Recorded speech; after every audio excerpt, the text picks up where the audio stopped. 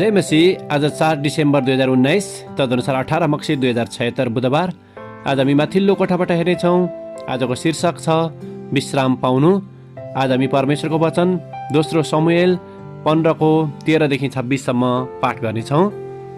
एकजना सन्देशवाहक आएर दाउदलाई भन्यो, इजरायलका मानिसहरूको मन त अबशालोमतिर छ। तब दाउदले आफूसित जेरुसलेममा भएका अधिकारीहरूलाई भने, हामी झट्टै भाग्नुपर्छ, नत्र त हामी कोही पनि अबशालोमको हातबाट उम्कन पाउने छैनौँ। हामी तुरुन्तै भाग्नुपर्छ, नत्र त त्यो हामीमाथि आइलाग्नेछ र सहरमा भएको कसैलाई पनि दया नदेखाएर त्यसले हामीमाथि विपत्ति ल्याउनेछ। दाउदले इत्तैलाई भने, हुन्छ, अघि हिँड। यसरी गित्ती इत्तै आफ्नो जम्मै दल र तिनीसँग भएका सबै लावा लस्कर साथ हिँडे। यसरी तिनीहरू सबैजना निस्केर जाँदा सारा देशका मानिसहरू धुमधाम रुन लागे। राजा किद्रोन खोल्सा पार गर्न लागेर सबै मानिसहरू मरुभूमितिर बढ्न लागे। सादोक पनि सबै लेवीहरूका साथमा त्यहाँ थिए। तिनीहरूले परमेश्वरका करारको सन्दुक बोकेर लगिरहेका थिए। त्यो चाहिँ तिनीहरूले अडाएर राखेर सबै मानिसहरू सहरबाट निस्केर नजाउन्जेल अबियाथारले बलिदानहरू चढाउन लागे।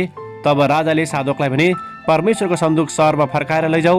यदि परमप्रभुको निगाह ममाथि रह्यो भने उहाँले मलाई फर्काएर ल्याउनुहुनेछ र म सन्दुकलाई र उहाँको वासस्थानलाई फेरि देख्न पाउनेछु। यदि उहाँले मसँग प्रसन्न हुनुहुन्न भनी भन्नुभयो भने म यही छु। उहाँले मलाई जे गर्न चाहनुहुन्छ सो मसँग गरून्। आमेन। म पल्टन्छु र निदाइहाल्छु, म फेरि बिउजन्छु, किनभने परमप्रभुले नै मलाई सम्हाल्नुहुन्छ। भजन 3:5।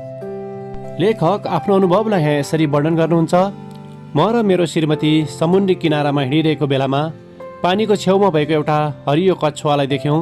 उक्त कछुवा दिनभरि एकै ठाउँमा नचलिकन बसेको थियो र कोही मानिस उसको नजिक आउँदा मात्र उसले आँखा खोल्ने गर्दथ्यो।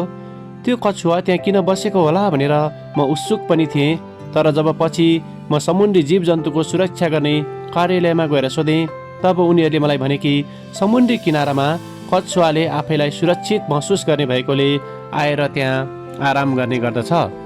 दोस्रो शमूएल 15 अध्यायमा दाउद जेरुसलेमबाट भागेको कथा लेखिएको छ। उनको भविष्यमा के आइपर्नेछ भन्ने कुरा दाउदलाई थाहा थिएन, तरै पनि उनी डर र चिन्ताद्वारा डराएका थिएनन्। उनले आफ्नो भविष्यलाई परमेश्वरको हातमा सुम्पिदिएका थिए, किनकि परमेश्वरलाई उनको जीवनको भविष्यको बारेमा पहिलेदेखि थाहा छ भन्ने कुरा उनले बुझेका थिए। जसरी त्यो कछुवाले समुद्रको किनारामा आराम पाएको थियो, त्यसरी नै दाउदले पनि परमेश्वरमा आराम पाएका थिए, किनकि परमेश्वरको वास्ता र सुरक्षाले उनलाई घेरेको छ भनेर उनी जान्दथे। जब हाम्रो भविष्य अनिश्चित हुन्छ र डर र चिन्ताले हामीलाई छोप्दछ, तब हामी पनि विश्रामको अनुभव गर्न सक्दछौँ, किनभने परमेश्वरले नै हाम्रो सबै थोक सम्हाल्नुहुन्छ र हामीलाई सुरक्षा प्रदान गर्नुहुन्छ। आमेन। आजको विचार, अन्योलपूर्ण समयहरूमा पनि म परमेश्वरको उपस्थितिमा विश्राम पाउन सक्दछु। प्रार्थना। प्यारो प्रभु, हामीलाई तपाईँको अनुग्रह र दयामा भरोसा गर्न सहायता गर्नुहोस्।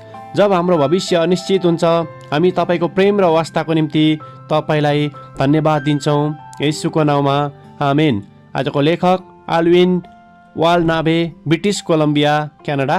आजको प्रार्थनाको विषय, समुद्री जनावरहरूलाई हेरविचार गर्ने मानिसहरूका निम्ति।